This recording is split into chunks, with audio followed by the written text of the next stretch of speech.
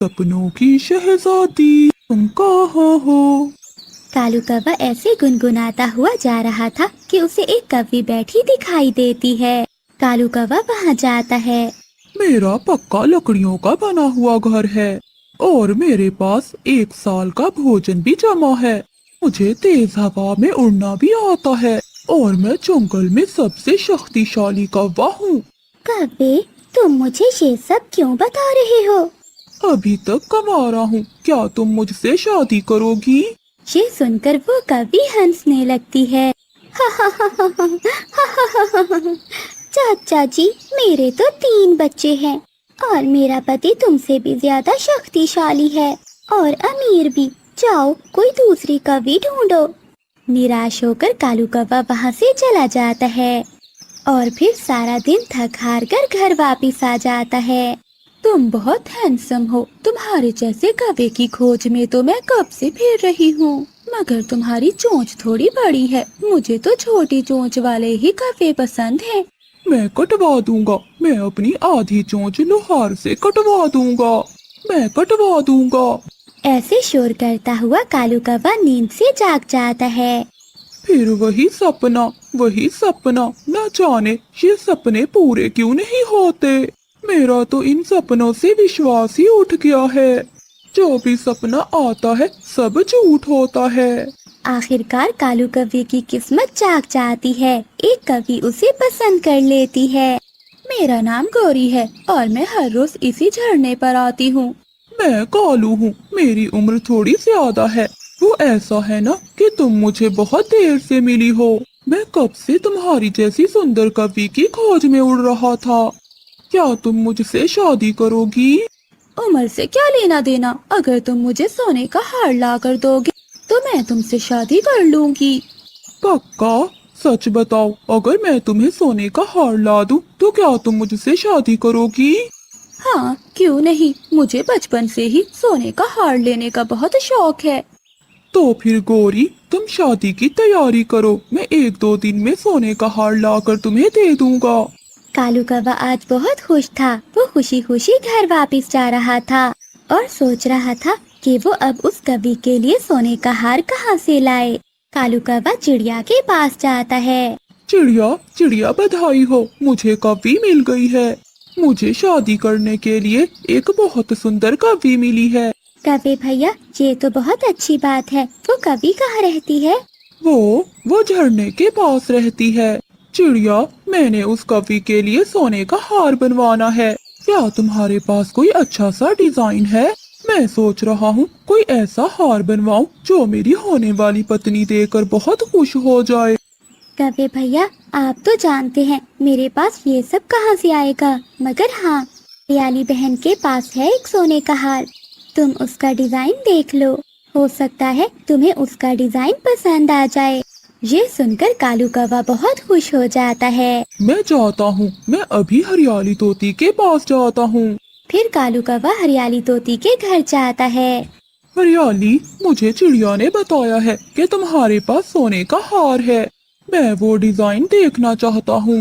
क्या कवि भैया, तुम शादी कर रहे हो? हाँ हाँ, कल मुझे एक कवि ने पसंद कर लिया है। मैं उसके लिए सोने का हार बनवाना चाह रहा हूँ।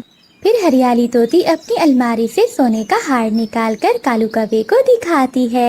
ये हार तो बहुत सुंदर है। मैं अपनी होने वाली पत्नी के लिए ऐसा ही हार बनवाना चाहता हूँ। कालू कौवा वो हार देखकर अपने घर चला जाता है। कालू कौवा घर जाकर सोचने लगता है कि वो कैसे हरियाली तोती का सोने का हार चोरी कर सके। अगले दिन कालू कौवा नदी पर बैठा हुआ था कि हरियाली तोती और मिठू तोता कहीं जा रहे थे। कालू कौवा उन्हें बुलाता है और पूछता है, अरे मिठू यार, तुम कहाँ जा रहे हो? कव्वे, मेरी बहन बहुत बीमार है, हम दोनों उसे देखने जा रहे हैं। अच्छा, शाम तक आ जाओगे क्या? नहीं कालू भैया, अगर शाम हो गई तो हम कल ही आएंगे। सफर बहुत दूर का है ना, हम तो थक जाएंगे ऐसे। हाँ, वैसे आजकल के हालात भी ठीक नहीं है। शाम होते ही डाकू पक्षी लूटने लगते हैं। फिर तोता और तोती वहाँ से चले जाते हैं। कालू कौवा खुशी से उछलने लगता है। हरियाली के गले में हार नहीं था, इसका मतलब वो हार घर में ही होगा। जैसे ही रात होती है कालू कौवा हरियाली तोती के घर जाता है और खिड़की के रास्ते वो घर के अंदर घुस जाता है। कहाँ है वो अलमारी? हाँ, वो रही। कालू कौवा हरियाली तोती की अलमारी खोलता है और वो सोने का हार चुराकर वहाँ से भाग जाता है।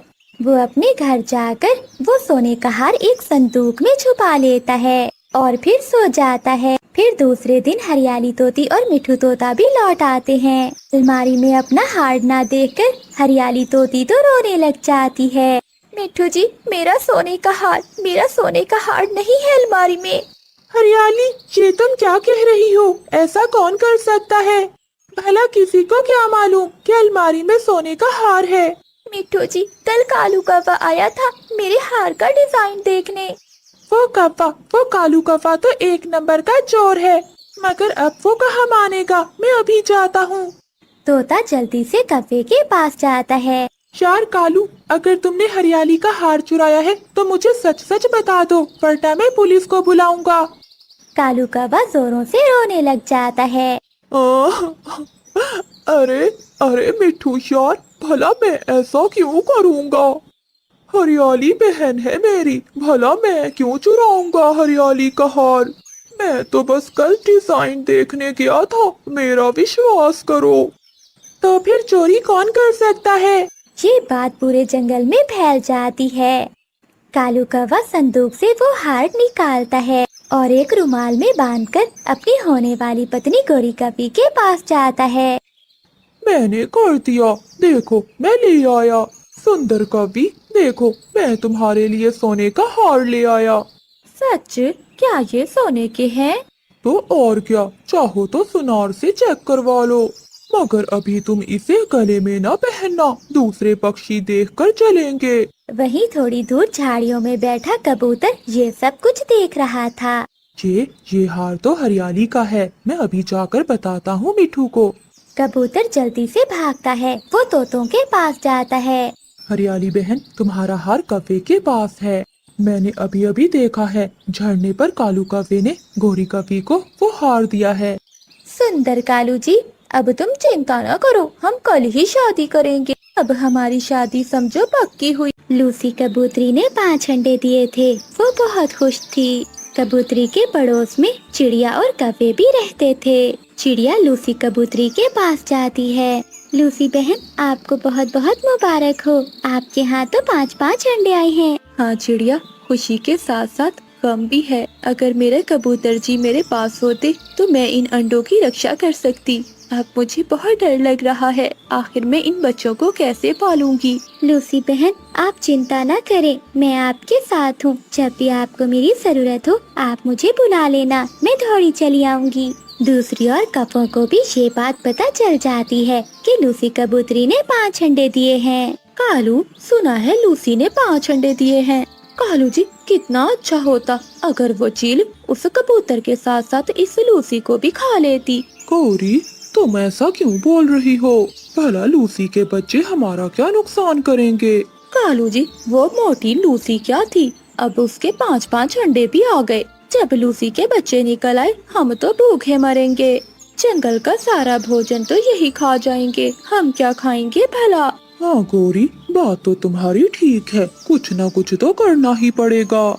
मैं अभी जाकर करता हूँ बात। कालू कौवा लूसी कबूतरी के घर जाता है। कालू भैया, ये देखें मेरे प्यारे प्यारे 5 अंडे। लूसी, मैं तुम्हें पहले समझा रहा हूँ, ये जंगल के सारे फलों के पेड़ हमारे हैं, यहाँ से तुम अपने बच्चों को कुछ भी नहीं दोगी।